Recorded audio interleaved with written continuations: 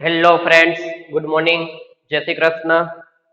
હવે જો ગયા લેક્ચરની અંદર આપણે કાર્નોટ સાયકલ કે જેની અંદર કઈ રીતના isothermal expansion, adiabatic expansion, isothermal compression અને એડિયાબેટિક કમ્પ્રેશન આ પાથ કઈ રીતના અચીવ થાય એના વિશે ડિસ્કશન કરી ગયા હતા. કઈ રીતના ટેમ્પરેચર રિમેન કોન્સ્ટન્ટ રહે છે, કેને સિંક કહેવામાં આવે છે, કઈ રીતના હીટ એનર્જી એબ્સોર્બ કરે છે, કઈ રીતના ઇન્ટરનલ એનર્જીમાં ફેરફાર થાય છે કે નથી થતો એના વિશે ડિસ્કશન કરી ગયા. હવે આપણે આગળ કન્ટિન્યુ ટોપિકમાં જઈએ. મેથેમેટિકલ સ્ટેપ ઉપરથી વર્કિંગ પ્રોસેસ, ડાયાગ્રામ બંને વસ્તુ આપણે જોઈ ગયા. ત્યાર પછી થર્ડ પોઈન્ટ છે મેથેમેટિકલ સ્ટેપ. તો ચાલો, આપણી પાસે ડાયાગ્રામ હતો, પોઈન્ટ એ કરેલો હતો. સાયક્લિક પ્રોસેસ છે. ફર્સ્ટ પોઈન્ટ આપણી પાસે કયું હતું? Isothermal expansion. આ હતું એડિયાબેટિક એક્સપાન્શન. અહીંયા હતું આપણી પાસે આઇસોથર્મલ કમ્પ્રેશન અને અહીંયા હતું એડિયાબેટિક કમ્પ્રેશન. પ્રેશર અને વોલ્યુમ શું કામ? આઇડિયલ ગેસ છે, વર્કિંગ ફ્લુઇડ છે આપણી પાસે. ટેમ્પરેચર રિમેન કેવું હતું? અહીંયા કોન્સ્ટન્ટ હતું. આઇસોથર્મલ આવશે, temperature remain constant. Adiabatic expansion અને એડિયાબેટિક કમ્પ્રેશન કે જ્યાં હીટ એનર્જી એબ્સોર્બ નથી કરતું અને રિલીઝ નથી કરતું, મીન્સ કે Q ઇઝિકલ ટુ કેવું આવશે? 0 આવશે. તો ચાલો, ફર્સ્ટ પોઈન્ટ છે આપણી પાસે AB કે જેને આપણે કહીએ છીએ આઇસોથર્મલ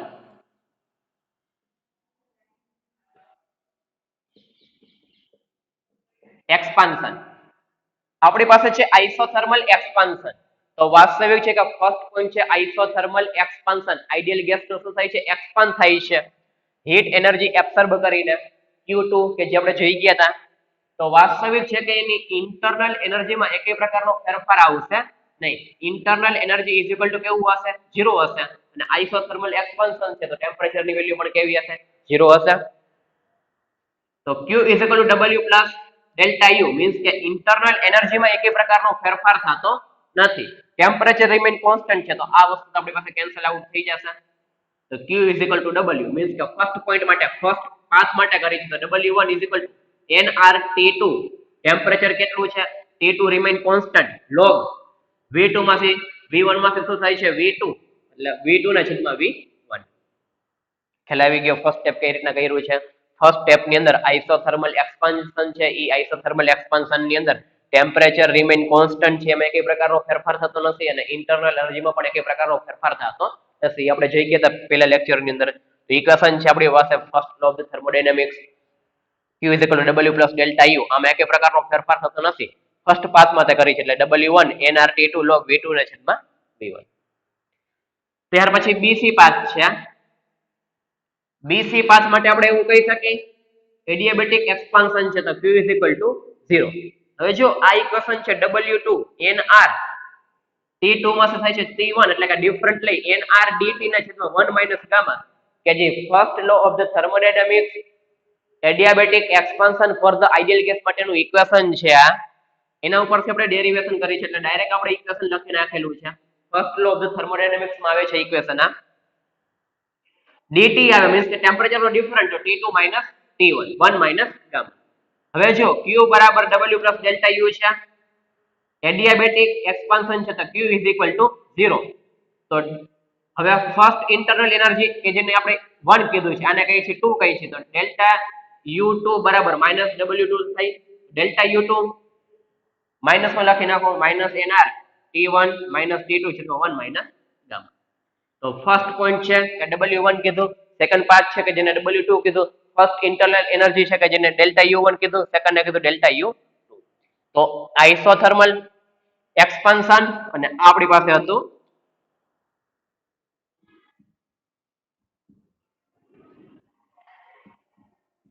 એડિયાબેટિક એક્સપાન્શન.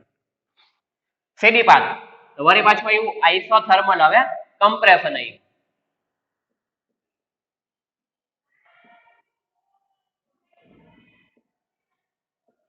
પહેલા એક્સપાન્શન થયું અને પછી થયું કમ્પ્રેશન. તો એકમાં work done by the system થી, બીજામાં work done on the system થયું.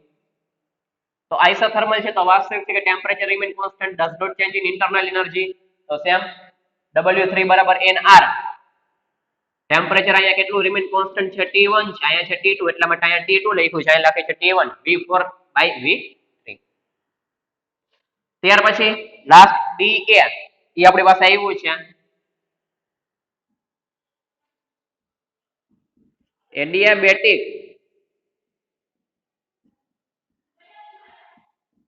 compression કે does not change in energy delta U4 બરાબર -W4. W4 ની વેલ્યુ છે જે આપણી પાસે NR T2 T1 T1 માંથી થયું T2 એટલે કે ડિફરન્ટ લીધો T2 T1 1 minus gamma delta U4 બરાબર લખી શકી -1 લખી નાખો. શું કામ? Q = 0. તો first law of the thermodynamics ને ધ્યાનમાં રાખીને આપણે બે ઇક્વેશન નો યુઝ કર્યો છે. ફર્સ્ટ ઇક્વેશન છે આપણી પાસે Q બરાબર W plus delta U અને સેકન્ડ ઇક્વેશન છે આપણી પાસે adiabatic expansion for the ideal gas. એને ધ્યાનમાં રાખીને આપણી પાસે ઇક્વેશન છે વર્કનું NR DT ને છે તો 1 માઇનસ ગામા આવે, પરંતુ DT એટલે કે ડિફરન્ટ લેવાનો છે. તો ફર્સ્ટ માં લીધો ડિફરન્ટ આપણે, ત્યાર પછી સેકન્ડ માં લીધો ડિફરન્ટ. તો ચાલો ફર્સ્ટ પહેલા આટલું બુકમાં નોટ ડાઉન કરી લ્યો. હવે જો આપણે કઈ વસ્તુ કહી છે કે ઇન્ટરનલ એનર્જી રિમેન કોન્સ્ટન્ટ રહે છે. શું કામ? તો આપણે જોઈએ કે સાયક્લિક પ્રોસેસ હશે, સાયક્લિક પ્રોસેસમાં જ્યાંથી શરૂઆત કરીએ છીએ ત્યાં પાછા આવી જાય છે. તો સ્ટેટ ફંક્શનની વેલ્યુ કેવી થવી જોઈએ? 0 થવી જોઈએ. તો જો U1 0 છે, U3 0 છે, તો બે 0 છે. જો આ બે કેન્સલ આઉટ થઈ જાય. એકમાં T1 T2 છે, બીજામાં T2 T1 છે. તો ચેન્જ ઇન ઇન્ટરનલ એનર્જી આખી પ્રોસેસ દરમિયાન change in internal energy ABCD is equal to 0. ABCD ચારે ચાર પોઈન્ટ ઉપરથી આપણે ચેન્જ ઇન ઇન્ટરનલ એનર્જીની વેલ્યુ કેવી મળે છે? 0 મળે છે. શું કામ? એ આપણે પ્રૂફ કરી ગયા. શું કામ? અહીંયા T1 T2 છે, જ્યારે T2 T1 છે, એક પોઝિટિવ થશે, એક નેગેટિવ થશે, કેન્સલ આઉટ થઈ જશે. તો ચેન્જ ઇન ઇન્ટરનલ એનર્જી કે સ્ટેટ ફંક્શનની વેલ્યુ કેવી થઈ? શૂન્ય થઈ. એ આપણે કેના દ્વારા પ્રૂફ કર્યું? ઇન્ટરનલ એનર્જી અને first law of the thermodynamics ની ઇક્વેશન નો યુઝ કરી. તો ચાલો આટલું બુકમાં નોટ ડાઉન કરી લ્યો. Isothermal expansion, adiabatic expansion, isothermal compression, adiabatic compression.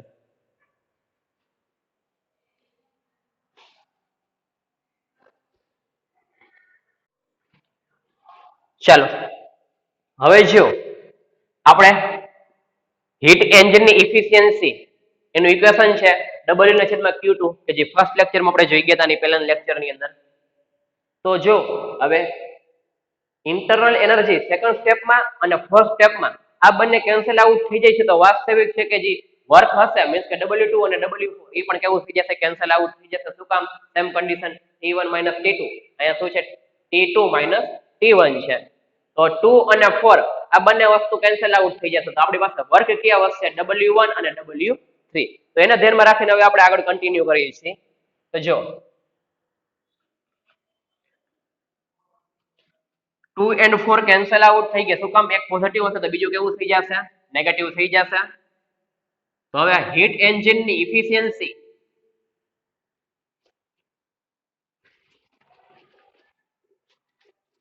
કે ઇફિશિયન્સી નું આપણી પાસે ઇક્વેશન છે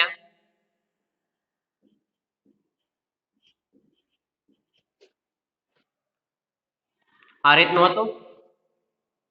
હવે જો W બરાબર નેટવર્ક હવે ડાયરેક્ટ લખી નાખે છે. 2 અને 4 નો આપણે યુઝ કરતા નથી. ખ્યાલ છે કેન્સલ આઉટ થઈ જશે.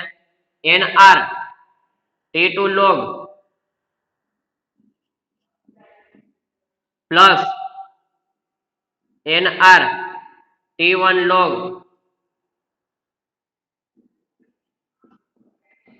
ને Q2 મીન્સ કે શરૂઆતમાં જે આઇસોથર્મલ એક્સપાન્શન માટે હીટ એનર્જી જે એબ્સોર્બ કરેલી છે E, તો એનું આપણે ઇક્વેશન ખ્યાલ જ છે.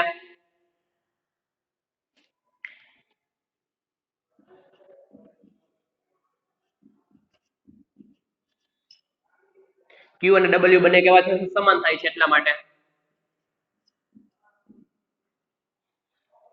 ચલો હવે આમાંથી કેટલી વસ્તુ કેન્સલ થઈ જશે? NR કેન્સલ થઈ જશે. NR પછી કઈ રીતના આપણે આગળ વધશે એ જોવાનું છે. તો ચાલો હીટ એન્જિનની efficiency eta is equal to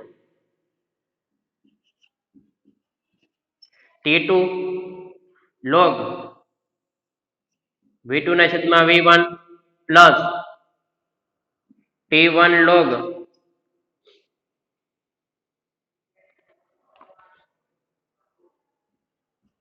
V4 ના છેદમાં V3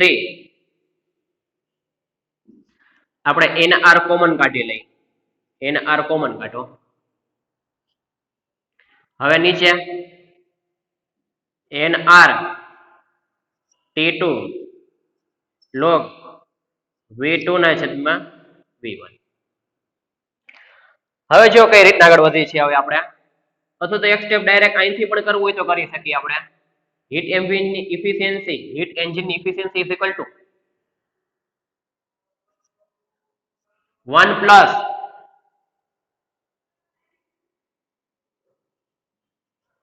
NR T1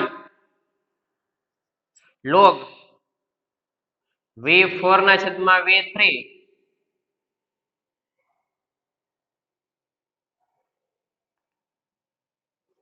NR T2 log V2 ના છેદમાં V1 ડાયરેક્ટ કરી નાખી તો પણ ચાલે ફર્સ્ટ સ્ટેપમાં આપણે શું કરેલું છે ઇફિશિયન્સી હીટ એન્જિન ની W Q2 W મીન્સ કે નેટ વર્ક ડન નેટ વર્કમાં આપણી પાસે W1 ને W3 જ આવશે તો કામ 2 અને 4 બે કેન્સલ આઉટ થઈ જશે ઓપોઝિટ સાઇન છે એટલા માટે હવે આ બંનેનો સમેશન કર્યો નીચે હીટ એનર્જી જે એબ્સોર્બ કરી છે ખ્યાલ છે કે ફર્સ્ટ સ્ટેપ છે આઇસોથર્મલ એક્સપાન્શન Q ને W બંને કેવા હશે સમાન હશે એટલે કે W ની વેલ્યુ આપણે Q ની વેલ્યુ થઈ Q ની વેલ્યુ થઈ લખી નાખી હવે જો આપણે ઉપર શું કર્યું છે NR અને NR બંને કોમન કાઢ્યા છે નીચેની એઝ ઇટ ઇઝ લખી નાખ્યું છે પરંતુ આ સ્ટેપ પછી ડાયરેક્ટ સ્ટેપ કરી શકે બેને સેપરેટ આપી દો કેન્સલ આઉટ થઈ જશે તો 1 plus NR T1 log V4 ના છેદમાં V3 છેદમાં NR T2 log V2 ના છેદમાં V1 આ બંને કેન્સલ આઉટ થશે નહીં શું કામ V4 છે V3 છે V2 છે V1 છે એટલે કેન્સલ આઉટ ના કરી શકે અહીંયા બંને સેમ છે T2 T2 અને V2 ના છેદમાં V1 V2 ના છેદમાં V1 હવે આ ઇક્વેશન થી આપણે કન્ટિન્યુ આપણે કેરી ફોરવર્ડ કરવાનું છે ખ્યાલ આવ્યો તો ચાલો ફર્સ્ટ પહેલા તો નોટ ડાઉન કરી લે બુકમાં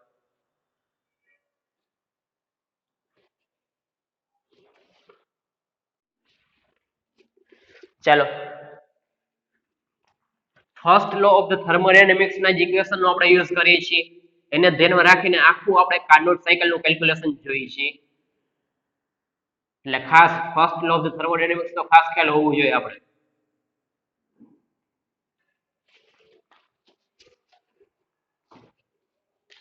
આપણી પાસે ઇક્વેશન છે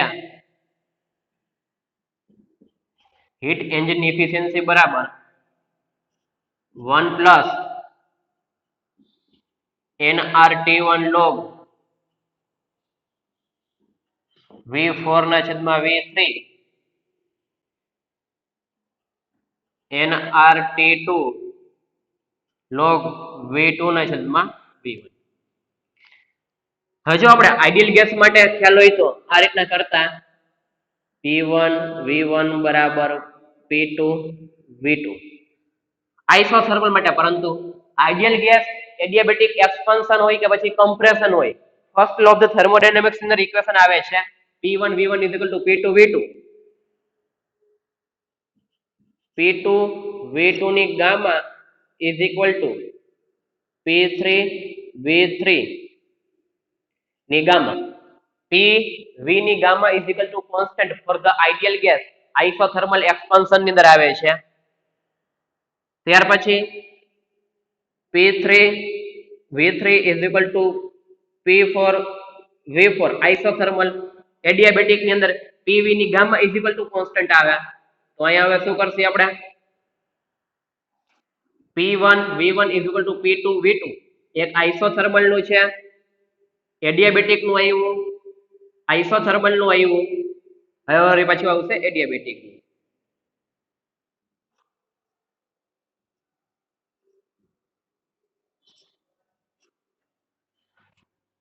હવે જો P1 P2 P3 P4 P1 P2 P3 અને P4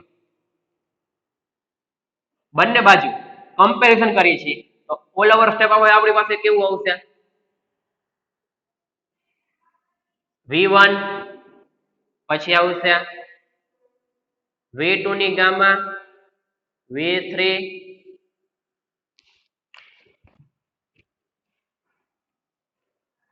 V4 ની gamma is equal to comparison બંને સાઈડ કરી છે તો pressure P1 P2 P3 4 cancel out P1 P2 P3 P4 cancel out V2 V3 ની ગામા V4 V1 ની gamma હવે V2 ને આની બાજુ આપણે લઈ આવી છીએ V2 ગામા -1 થાય V2 અહીંયા 1 છે ગામા છે આની બાજુ લઈ આવી છે V4 ગામા -1 થાય તો V4 અહીંયા 1 છે gamma -1 is equal to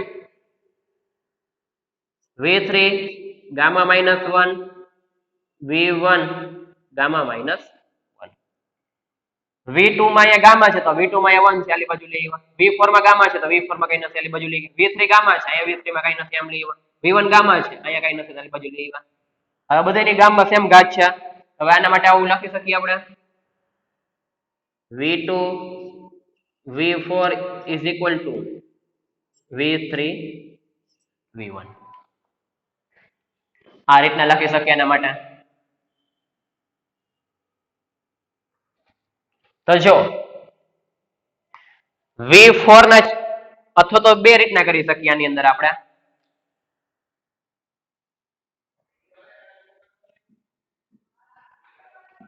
V2 ના છેદમાં V1 તો V3 ના છેદમાં V4 કરી શકી તો જો V2 ના છેદમાં V1 is equal to આપણે કઈ વસ્તુ લખી છે કે V3 ના છેદમાં V4 લખી શકીએ પરંતુ અહીંયા શું છે V4 છે ઉપર આવે છે V3 આગળ નેગેટિવ સાઇન કરવી પડે આપણે તો બંને વસ્તુ સરખી લખી શકીએ તો હીટ એન્જિન ની efficiency eta is equal to 1 minus NR T1 log V4 ના છેદમાં V3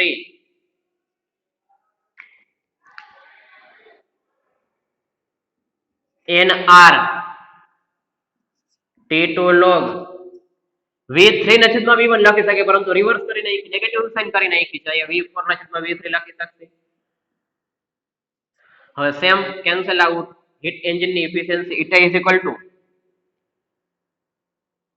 1 minus NR log V4 ના છેદમાં V3 કેન્સલ આઉટ થઈ જશે વધશે શું T1 ના છેદમાં T2 અથવા તો હીટ એન્જિન ની efficiency is equal to T2 minus T1 છેદમાં T2 ખાસ IMP ઇક્વેશન કે જેને ધ્યાનમાં રાખીને એક્ઝામ ની અંદર કેલ્ક્યુલેશન પૂછાઈ શકે છે ટેમ્પરેચર આપી દીધા હોય હીટ એન્જિન ની એફિશિયન્સી ફાઇન્ડ આઉટ કરવાનું છે ખ્યાલ આવ્યો તો કાર્નોટ સાયકલ નું આપણે ઇક્વેશન શરૂઆતમાં જોઈ ગયા હતા અહીંયા Q ને ધ્યાનમાં રાખીને આપણે કરેલું હતું પરંતુ એની જગ્યાએ આપણે કીધું હતું ટેમ્પરેચર કરીને આપણે આખું કેલ્ક્યુલેશન જોવાની છે તો આખી કેલ્ક્યુલેશન હતી કે જેની અંદર આપણે first law of the thermodynamics ની ઇક્વેશન નો આપણે યુઝ કરી ગયા nr dt 1 minus gamma q is equal to w plus delta u અને ત્યાર પછી tv ની ગામા એડિયાબેટિક એક્સપાન્શન હોય કે પછી કમ્પ્રેશન હોય આઈડિયલ ગેસ માટેનું ઇક્વેશન છે કે pv કોન્સ્ટન્ટ લઈ આપણે આના માટે તો આના માટે pv ની ગામા is equal to